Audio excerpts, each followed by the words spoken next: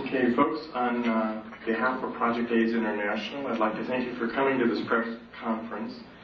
Dr. Willner, MD, PhD, will be giving an explanation in just a moment on what we're doing here and what he will be doing with our volunteer, who is Kim Griggs, who is an HIV-positive individual.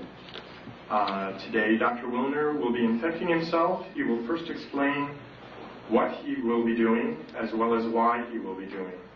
Directly after his inoculation, Dr. Willner will be explaining any questions that you have. There will be a question and answer period.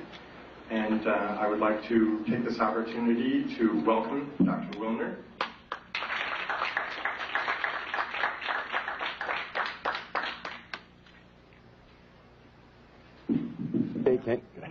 I don't know if you can hear me without the mic. Yes. You can hear it. Okay. And because I've done this needle sticking several times already, I'm familiar with some of the things that are put into the press afterwards. And so I want to make a few things very clear before I even start. I have a certificate in sex education, and I taught for a couple of years at the University of Miami Medical School during Sex Education Week to the medical students. I want to make it perfectly clear that I support responsible sex. I call it responsible sex because it goes much further than the concept of safe sex. And I'm not so sure that I know what safe sex is. During this period of time in which especially young people of this country have been threatened with AIDS, a death-dealing disease supposedly, as a consequence of irresponsible sexual behavior, the incidence of venereal disease has climbed, and the incidence of births without benefit of marriage has also climbed, but not AIDS. Really very interesting. So this apparently does not have an effect on the sexual behavior of our young people. And I never for once thought that ever would. It never has throughout history. There's only one thing that will affect sexual behavior, and that's understanding what the responsibilities of sex are. That number one, you're dealing with the feelings and emotions and the lives of another human being when you enter into a sexual contract. Number two, you can contract 6 venereal diseases. And number three, an unwanted pregnancy can occur amongst heterosexuals at least. These are very serious and very important considerations. And the lack of consideration and responsibility in this area creates a cost in human suffering that's incalculable, and a cost in monies that is incredible. So don't anyone out there say that I am for irresponsible sex. But I am against lying to our young people. I am against causing death and destruction through that lie. I am against telling a lie to the young people so that they continue in other behaviors which are truly causing AIDS. Now, you've got to ask yourself the reason that I'm here today. And it's been suggested that I'm here to sell a book called Deadly Deception. There's only 2 ways that you can get the truth to people. By your own words out of your own mouth, and by putting them on paper. And that's the reason for the book. We're talking about probably the most horrible scandal and scam ever perpetrated, not only in the name of science, but in humanity and in all history. Today is December 7th. And I was 12 years old when the attack on Pearl Harbor came. and I remember World War II very well. And it's a very significant day today because I see an incredible parallel between what is going on in the so-called AIDS epidemic and what happened in the years preceding and resulting in World War II. The great lie of Hitler. It's amazing. I think he would envy the job being done by members of the National Institutes of Health and even the media, especially in this country. I charge the media with part of the responsibility, and a very significant one, in a current Holocaust that can end up being worse than the one that occurred during World War II. When it was first announced that Dr. Robert Gallo had found the virus that probably caused AIDS, and that announcement was made with Margaret Heckler in 1984 to the press and to the media without one single scientific document appearing in any journal in the United States. And as we know now, without any proof whatsoever that the virus caused any disease. The media picked up on it for the sake of a story. And soon the virus that probably caused AIDS was now the virus that caused AIDS. It was proven in the press and nowhere else. Now it's interesting, a lot of questions are asked of me whenever I appear before the cameras and do what some people have called a stunt, to sell books. I'm from the planet Earth. I honestly believe that these individuals are from the planet Uranus. How anyone could suggest that I would stick myself with a virus that is supposedly deadly for the purpose of selling a book, that's complete insanity. And I will put the lie to the individuals of the NIH, particularly Gallo and Fauci and Hazeltine and Essex and the rest of these scoundrels of the worst order. Criminals guilty of genocide, without a doubt. I invite them to take me to court. I wish Burroughs Wellcome would take me to court because they have been putting out a killer drug knowingly. Because in a court of law, I would have the opportunity to provide the absolute proof and evidence, as I have in my book, Deadly Deception. Now, I'm not alone in what I'm doing here today. How does the press escape such obvious truths? Why would the finest virologist in the world, the most noted virologist, member of our National Academy of Sciences, Peter Duesberg, why would he put his entire career on the line? What did he have to gain? He's already lost his laboratory and his funding. They can't take away his professorship because he's tenured. Why would a Charles A. Thomas, professor emeritus of Harvard, say the same thing? Why would Kary Mullis, who won the Nobel Prize in virology last year, why would he stick his neck out? What did he have to gain? These are the questions reporters should be asking. And in order to sell a book, I would inoculate myself with a virus that supposedly is deadly. Ever think that maybe we all know something that you just don't get? That if you take the virus out of the equation, you have a perfectly understandable disease with a perfectly understandable answer. And I might remind you, in case you are not aware of it, and if you haven't read my book, that we have known what causes acquired immune deficiency diseases for at least 70 years. It's in the medical textbooks. It's there for you to read. Number one cause on the face of this earth is malnutrition and starvation. That's African. Look to the headlines of the October 3rd issue of the London Times, Sunday Times last year. And inside headlines that screamed across 2 pages, the plague that never was. Speak to Philip and Evelyn Kreinen, who head partage with an organization of 250 people their own hospital, their own doctors, their own laboratories, who have lived in the heart of the epidemic, supposedly, or the supposed epidemic, for 5 years. There is no epidemic. It doesn't exist. They are there. They're not some character who goes through from the World Health Organization and says, oh, I've seen the people dying. Of course you have. We all saw them on television in Somalia. What do you think you were looking at?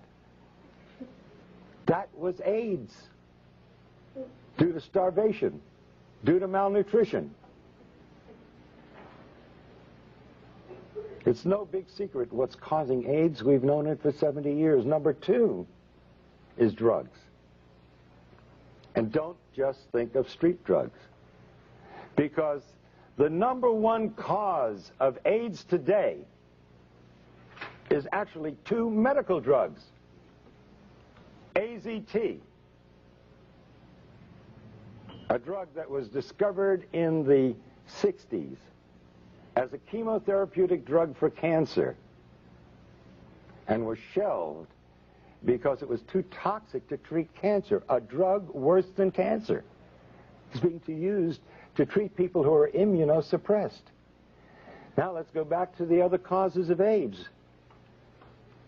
So it's not only street drugs but medical drugs, but now 3 is radiation. What do they worry about at Chernobyl and Nagasaki and Hiroshima? But number 4 is chemotherapy. Number 4. The number 4 cause of death of acquired immune deficiency diseases. Chemotherapy. And the most toxic chemotherapeutic drug of all times, AZT, is what they're now using to treat AIDS. And the Concord study, completed last year. Now, can you imagine saying to the world, where was the press? Where are you people? Here they're giving a drug that costs thousands of dollars a year, and it doesn't do any good? That's if you want to believe that. But did anybody here bother to look at the insert, the paper that comes with the drug? It's a DNA terminator. It means it is a terminator, just like the movie. It terminates life. You terminate DNA, you terminate life. And they talk about side effects in the insert. When are you going to learn there is no such thing as a side effect in medicine? It's an unwanted direct effect. And you know what one of the unwanted direct effects of AZT is? Lymphoma, cancer, one of the diseases of AIDS, as they call it. Oh, another so-called side effect, which is really an unwanted direct effect, pancytopenia. You need a definition? Pancytopenia. Pan, all, cyto, cells, penia, loss of all your cells. That's AIDS. That is the definition of AIDS. So AZT, by definition, by their own drug insert, causes AIDS, and nobody survives AZT. That will eventually lead to your death. And they've cut the dosage way down because it was killing them too fast. It's like giving somebody a large dose of strychnine and they die within 5 minutes. And so the next person, you give them a few drops of it and they last 4 or 5 days, and you say, strychnine's a wonderful drug. This person lasts 5 times longer. This is the kind of thing that they present to the world. Now, I have offered for over a year now, and I continue to offer it, $100,000 to anyone who'll give me one scientific document that proves that HIV causes any serious disease. It doesn't. It is a scandal and a scam beyond belief. The virologists who are responsible for this, what do they have to gain? Now, I don't know what Duesberg had to gain, or Charles A. Thomas, or Kary Mullis. He already got his Nobel Prize. Why does he come out and say it? And he's the one that found the test, the PCR reaction. And he said that there is no body of evidence that supports that the virus causes any disease whatsoever. But what about the individuals who have perpetrated this lie? They are all multi-millionaires. What do we have to say about the National Institutes of Health when a private laboratory, independent laboratory, found AZT to be 1,000 times more toxic than the laboratory of the NIH? We can understand a 5% error in a laboratory, even a 10% error. But a 10,000% error? Or 100,000% error? That's fraud. And as I understand it, the word has gone out, and there's even documents and letters to prove it, that the CDC, the same organization that let blacks go untreated with syphilis, well documented, just to see what would happen with the disease. This same organization who had to admit that they can't give in on the AIDS thing now because nobody would ever be able to trust the government. I think the last election tells us what the people think about government. But science is acting no differently than politicians do. And now we have disease by politics.